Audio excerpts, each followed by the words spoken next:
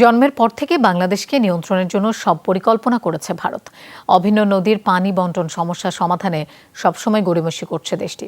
এসব কথা বলেছেন বিএনপি মহাসচিব মির্জা ফখরুল ইসলাম আলমগীর।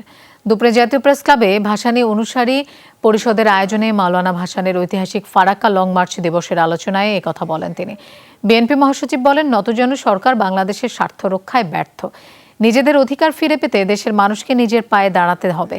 প্রভুদের স্বার্থ রক্ষায় জনগণের উপর সরকার নির্যাতন চালাচ্ছে অভিযোগ করে ফখরুল বলেন, সুষ্ঠু নির্বাচন হলে ভূমিধস পরাজয় হবে। আমরা বরাবরই লক্ষ্য করেছি যে বাংলাদেশের জন্ম হওয়ার পর থেকেই আমাদের প্রতিবেশী সবসময় বাংলাদেশকে একটা নিয়ন্ত্রণের মধ্যে রাখার জন্য তারা সবসময় তাদের সকল কর্মকাণ্ডকে পরিচালনা করেছে। বাংলাদেশের 154টি অভিন্ন নদী, সেই নদীগুলোর পানি বন্টনের ক্ষেত্রে তারা সব সময়ই গড়িমসি করেছে।